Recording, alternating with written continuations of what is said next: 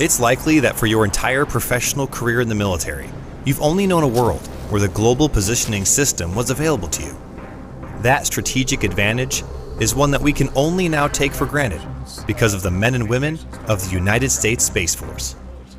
It's very important for just our infrastructure, from the smallest of things to like cell phones, of course, and basic navigation, going to the store, but also, it's important for the military and our assets, not just in the United States, but also for our foreign partners. We enable a lot of capabilities, a lot of missions. So this is a constellation and a mission that is truly critical. Let's imagine for a moment that system was no longer available to us. Our munitions become deadly to the very people we are trying to protect. Our drones are grounded, and pilots return to face dangerous skies with no support. Secured communications disappear.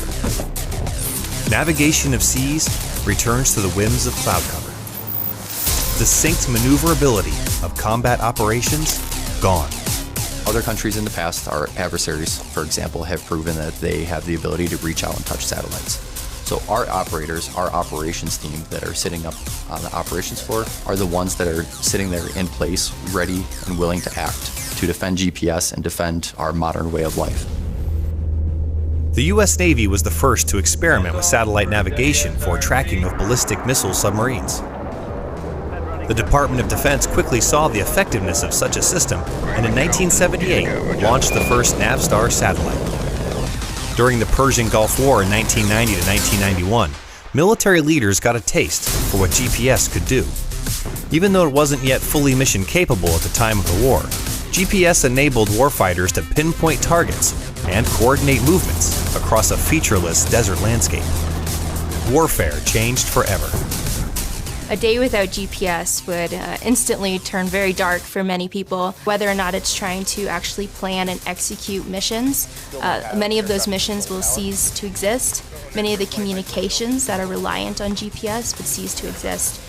So let's say there's an ongoing operation that is reliant on precise communication to know when a certain munition should go off. Those communications could cease to exist without GPS. GPS uses a system of trilateration to ensure its accuracy. A receiver locks onto 4 satellites, each broadcasting a position, navigation, and timing signal. And by measuring the distance between the satellite and receiver, GPS can pinpoint a target within a few centimeters. GPS uses built-in atomic clocks to ensure accurate timing of the signal, down to nanoseconds. I think as our adversaries get smarter and they are advancing on their jamming capabilities of GPS, it's more important that we upgrade it and make it a more sophisticated system so that we can provide better effects for the people who need to use it where it matters the most. For a generation of military leaders, line of sight is no longer an obstacle for navigational planning and tracking. We take very seriously our metrics of availability, accuracy, and integrity.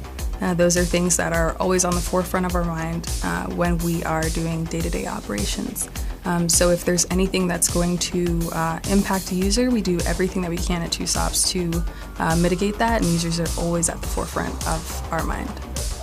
The 2nd Space Operations Squadron manned the Master Control Station on Schriever Space Force Base 24 hours a day, 7 days a week.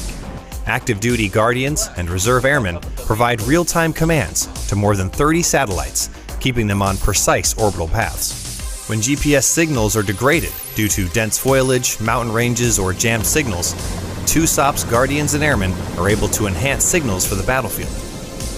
I am so grateful to come to work every single day and work with those folks. It's nice to know that I have a great team to rely on. I know they're always going to check in on me if there ever was a problem. And on top of it, I know that we're going to get the mission done. There's great communication and great leadership and culture in GPS. This year, we are celebrating 50 years since the inception of GPS and 30 years of being fully mission capable. Happy anniversary, GPS, secured and protected by